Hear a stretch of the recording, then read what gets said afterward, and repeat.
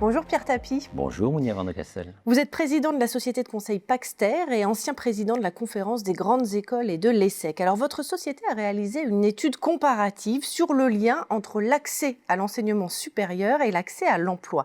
Alors est-ce que la formation d'une grande partie de la jeunesse conditionne le taux de chômage ? Eh bien, la réponse est non, qui est une réponse très embarrassante pour beaucoup de gens qui ont réfléchi à ce sujet et qui essaient de mettre en œuvre des politiques. Alors, que veut dire ce non ?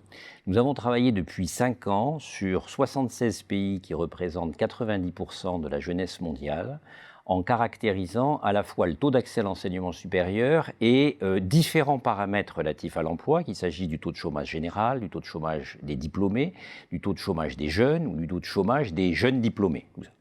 Et quand sur ces 76 pays, qui sont des pays dont le niveau de revenus ou de richesse est extrêmement différent de l'un à l'autre, ça va de l'Éthiopie à Singapour, pour prendre des extrêmes, quand on regarde l'ensemble de ces pays et qu'on les met dans des planches, eh bien on s'aperçoit que quand vous essayez de faire des corrélations entre l'accès d'une proportion de la classe d'âge à l'enseignement supérieur et l'accès à l'emploi, il n'y a pas de corrélation.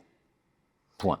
Il n'y a pas de corrélation. Il y a des pays qui ont un fort accès à l'enseignement supérieur et un fort chômage, comme l'Espagne. Il y a des pays qui, étant des pays très riches, ont un accès relativement modéré à l'enseignement supérieur, je pense à la Suisse ou à Singapour, et des taux de chômage très bas. Il y a des pays qui sont peu développés, qui ont peu de chômage, etc., etc. Il n'y a pas de corrélation. Alors c'est étonnant effectivement parce qu'en théorie le diplôme est censé protéger du chômage. Est-ce que c'est toujours vrai à titre individuel ? Est-ce que le fait d'être diplômé c'est mieux que d'être non diplômé pour éviter d'être chômeur ?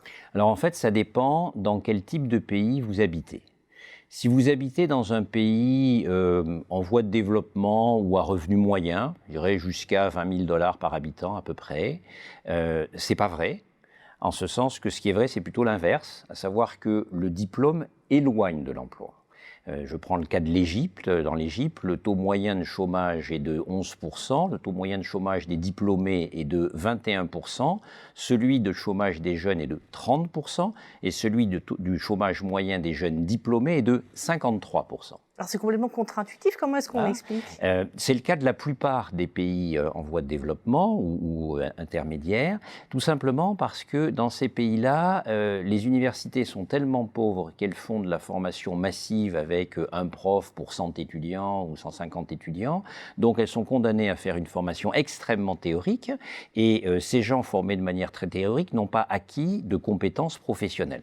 Et comme quand on est désormais licencié en histoire, on ne va pas s'abaisser à devenir chauffeur de taxi et que l'emploi est peut-être au niveau de chauffeur de taxi, eh bien ça amène à ce que des gens qui sont nouvellement diplômés ne veulent plus faire des métiers que peut-être ils auraient fait auparavant. Et donc dans pas mal de ces pays, le diplôme en fait éloigne de l'emploi. Quand je prends la situation des pays riches comme la France, alors là on a une situation qui est encore plus intéressante d'une certaine manière, parce que si vous êtes dans un pays à bas taux de chômage, comme la Suisse, le Japon, la Corée, Singapour, où les taux de chômage des jeunes sont de l'ordre de 5-6%, le diplôme ne fait rien. Voilà, il n'y a pas d'effet du diplôme. En revanche, si vous êtes dans des pays à fort taux de chômage de jeunes, je pense à l'Espagne, à l'Italie, la France, dans une moindre mesure, là, vous avez un effet positif du diplôme parce que le diplôme vous distingue de ceux qui seraient aussi au chômage et qui ne sont pas diplômés. Donc là, il y a un effet diplôme. Mais on voit que l'effet positif du diplôme, statistiquement sur ce grand nombre de pays, n'intervient de manière réelle, en fait, que dans des pays développés et à fort taux de chômage moyen des jeunes. Alors, quels enseignements en tirez-vous ? Bien, tout simplement, si on regarde la diversité de ces situations, tout simplement que la pertinence de la formation est bien ce qui conduit à l'emploi.